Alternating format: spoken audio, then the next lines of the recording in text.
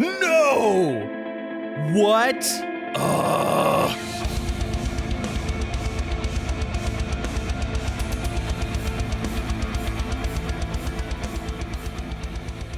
What's up, all you fancy phantasms? Mark with Cardivox Academy here, and today we're checking out Orbit Culture: The Shadowing. Now, if I'm correct, they had another song released recently, but this is our Patreon pick. So every month, our patrons get to nominate and vote on one video for me to film and react to, and this is the one they picked, so this is the one that we're doing. I've only ever heard one Orbit Culture song. It was Nensha, I think it's called. I thought it was really darn good, so I'm excited to check out The Shadowing. Should be pretty exciting. We do have other Orbit Culture plans coming up, but I have to keep those under wraps. So if you're new to the channel, again, my name is Mark. I am a metal vocalist in a band called Kardashev.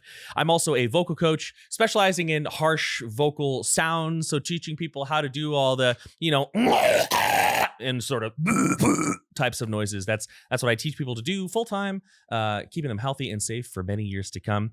And here on the channel, what we do is we take the reaction format, break it down. We pause the song, we talk about it. I talk to you about what the vocalist is doing, or how I would approach it, or if I'm a little unsure, my best guess. And yeah, it's a lot of fun. We keep it educational. If you like the content, like, share, and subscribe. It means a lot. And if you really love the content, check us out on Patreon. Hop in. We've got a very active server from people all around the globe. And I think I've covered all my bases. So more than anything, I just appreciate your time on this Sunday or Thursday, whenever we decide to put this video up. But let's go ahead. 4 minutes and 26 seconds. It's a good video. Should put us around 20, 25 minutes, maybe. Let's check out Orbit Culture: The Shadowing. Here we go.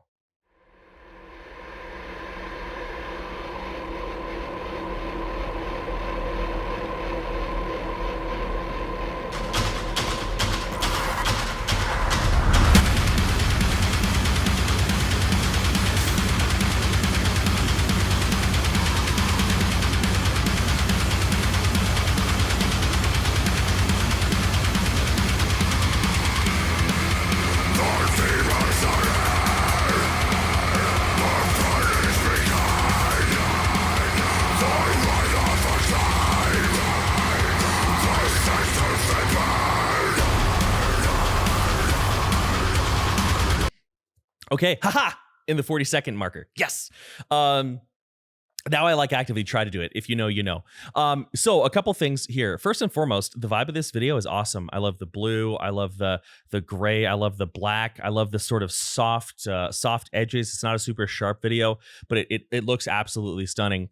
Now let's talk music. Let's talk vocals here. First and foremost, you can tell it's an Orbit Culture song. I mean, I've only heard Nensha, but I'm seeing a pattern here. I might have heard others. I don't remember. I got a terrible memory. But like that sort of fast, like chugging. Absolutely love that. I feel like that's kind of how I associate, like the association that I have with Orbit Culture.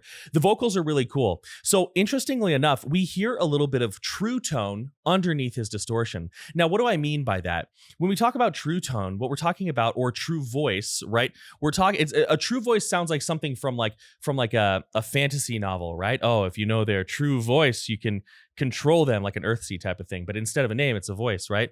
And basically when I say that, what I'm talking about is the sound that's created when your vocal cords are connecting and creating phonatory sounds, so speech sounds, right? So my true tone, my true voice is e-a-u-ha, right? That's my voice, audible pitch, the sound that sounds like Mark. He's got a little bit of that behind there, a higher sound, right? I couldn't audibly pick out the pitch, but you could if you sat down and you found it. But he's got an audible pitch underneath his distortion, which you don't hear a lot in certain genres like deathcore and death metal, but this isn't really in those genres, and so you hear it more. His distortion sounds really nice and controlled, right? Oftentimes when we're learning metal vocals, we want to focus on our true chords staying out of the equation. But as we get more proficient, and as we can keep that distortion, kind of higher up,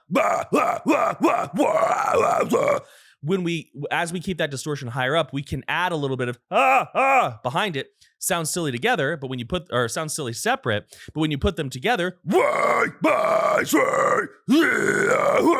right? And I hear a little bit of just that flavor going on here. He's also got a really interesting embouchure, jaw very down and back. He's got a lot of that going on when he screams, that menacing like face happening. That could be helpful. If you're doing that, your jaw dropping down and back is really, really helpful. I talked about that in my video for 1984 by Slaughter to Prevail. But if we go too far, we can create jaw tension and it sort of closes everything off. Hear that? That's closing me off. So you want it to be based on relaxation versus overactivation. But let's keep going.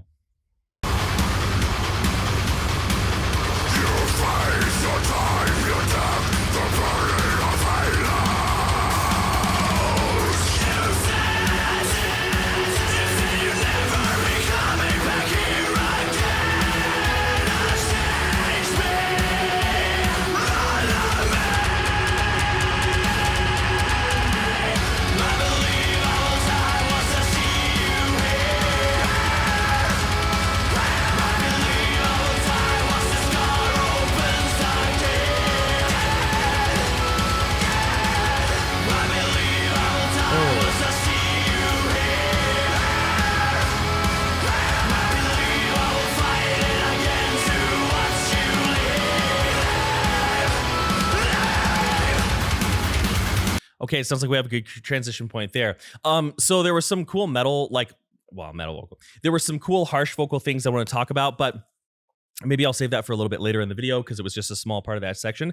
So we had some really nice, gritty, belted singing, and then we had some clean singing. So the gritty belted sound was awesome. It was definitely leaning more on a shout than like a perfectly intonated clean voice. And what I mean by that is we can have people who sing with a lot of very intentional, I got to think about how I'm saying this. We can have people who sing with a very intentional pitch underneath their distortion, people like Chester Bennington, right? Very clear pitch. Then we can have other people who can sing and they're on pitch, they're moving around, but it's focused more on the shout. We hear that a lot with Joe Duplantier from Gojira, right? Both are gritty singing styles. One informs the grit, or I should say accentuates the grit. The other accentuates the note, or at least I should say balances it with the note. Both are very valid. Both are awesome. I love them both. He's definitely leaning more towards the shout, more towards the roar. When you do this, you really need to understand what it means to have your grit placement high. This is something that is really important for us to understand. When I am doing gritty sounds, right? When I am doing, whether it's just like a normal vocal, right? Or if I'm doing something more like, if I'm doing something like either of those sounds, I don't feel any of that distortion on my vocal folds. I don't feel any of that distortion in this larger space of the larynx, right? The larynx is this big chunk of cartilage that we can feel in the front of our neck. And inside of the larynx, we have a structure called the glottis, which the vocal folds occupy, right? And if we are feeling distortion in the glottis or too close to the glottis, we're cruising for a bruising, basically, right? Now, if we feel that distortion above the glottis, right? Like right where the jaw curves, the base of the tongue, some techniques, if they're really pulled back, we might feel them right above the vocal folds. I got this beard in the way. I need to trim my beard. I'm looking like a mess. There we go. We can feel it there, but if your distortion is feeling around your vocal cords, your technique is wrong. It just is, right? And with this, his voice is placed very high and forward. How do we do that, right? How do we move distortion? That's a really great. It's a really great question. And there are a couple answers to this. Now, of course, we need to think of our voice as a holistic thing. We need to think of our voice as a part of us that is to be understood versus like, paint by numbers thing where you just plug in the right thing here and there and boom, you get yourself the result you're looking for. It doesn't work that way. But the most common way that we move our distortion is with our resonance placement. Right? The reason for this is your resonance placement is based on the shape of again, there's more to it than just this, but your resonance is going to be based on the shape of your vocal tract, and certain placements mean your vocal tract is a more optimal shape for distortion. For example, a lot of brighter, more forward sounds hey, ooh, ah, yeah. A lot of those are great for grit because your tongue is up and out of your pharynx, which is this open space in the back. So if your tongue is out of that big space, and there's room for all that tissue to rattle around, because we're also going to be getting some rattling from our soft palate, from our postpharyngeal wall. If there's room for all that to shake around and for the voice to freely exit the head, then you're set, right? So even if I do some of like my more like gurgly, nasty sounds that I do, like right? If I change that to my true voice, you can hear that I'm aiming forward.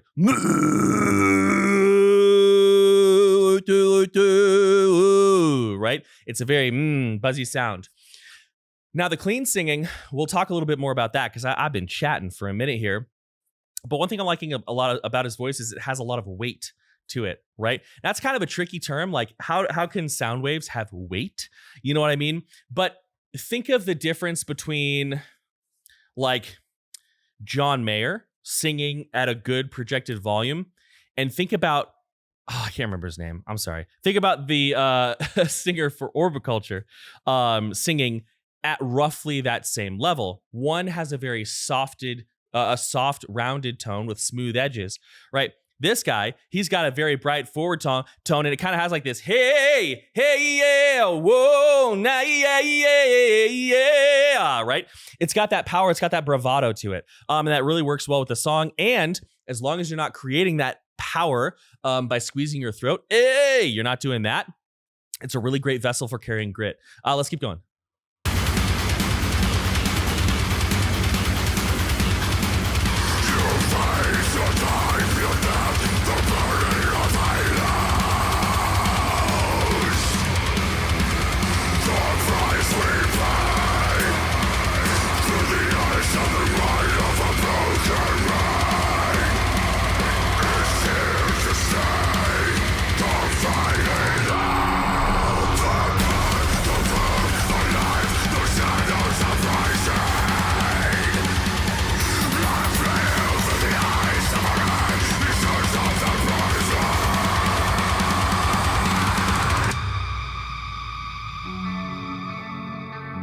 No! What?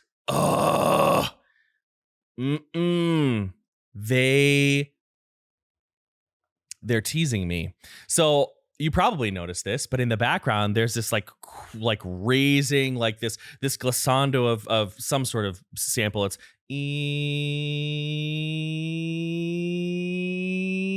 right, building anticipation. He starts galloping with his voice, dum da da dum da da dum. So it's like all this anticipation. It's like the running of footsteps, right? It's this tension building, like sort of string or metallic sound. Then there's this close, and I'm expecting it to absolutely smash into me, and it's this, which is beautiful, and I'm not sure how I feel about it.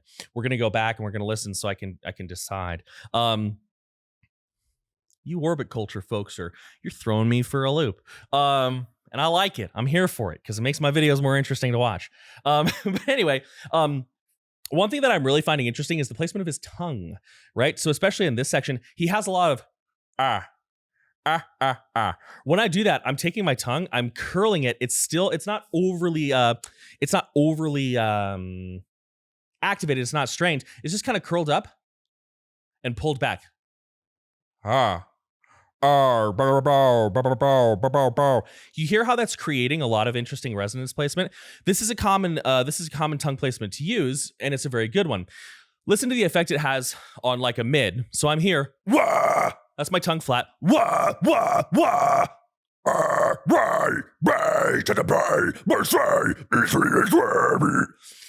A lot of that difference in tone, like that thing I did at the end.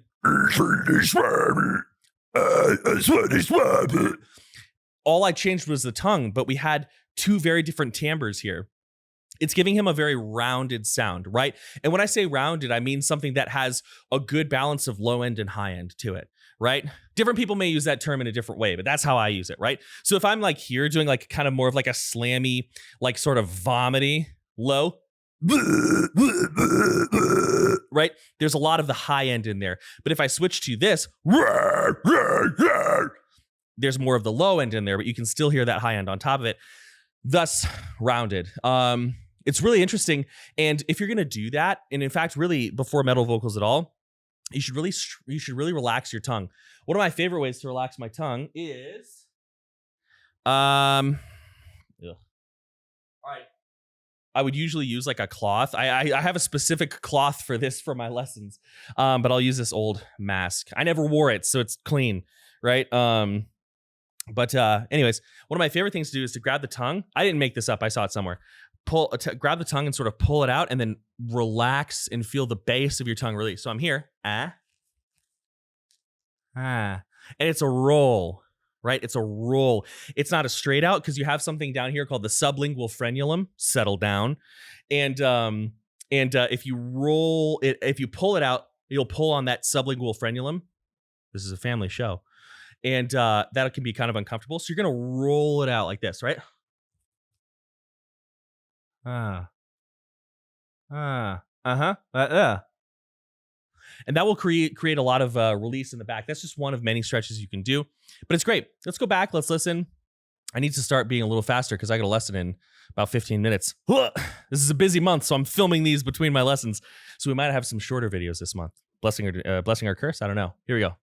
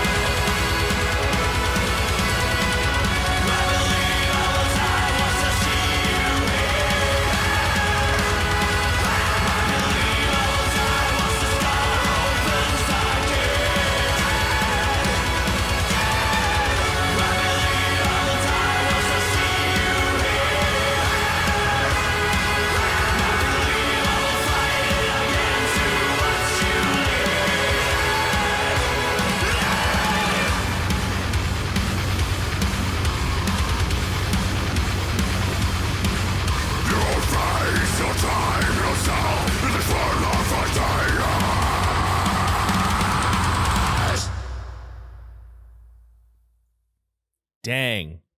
So I let that outro play a lot longer than I normally would. I usually would have paused like 3 times. But like I said, I got a lesson coming up here and I have to prep for it. So let's talk about a couple things though. I don't want to just end it there. Yeah, I hear so much Joe. And I hopefully the folks in Orbit Culture are fans of Gojira. And they take that as a compliment, which they should, because I love Gojira. I think Gojira is great. Yeah, but I hear a lot of that, especially in the way that he's moving his syllables. Like there was one word, I don't know what the word is, because you can't even understand what they're saying. I have a whole video on that. But like he sort of did a vowel movement to add a syllable. It sounded like he said ploy, like, so maybe it's ploy. Maybe the word was ploy. That movement with that gritty voice, nice and relaxed. I thought that was awesome. I loved it. Also, I'm cool with that. I'm cool with that tease that they did, dropping into the acoustic section, because it was beautiful. Then the end of the song felt like Interstellar with the bum bum bum bum bum bum bum bum. Really very cool. So I think my main takeaways here are excellent use of true tone underneath a false chord. If you're new, do not start there. Start with just your baseline false chord distortion. Yeah, hey, Get that a little concise, a little bit controlled. Then you can move your voice underneath it. then you can put your voice under there.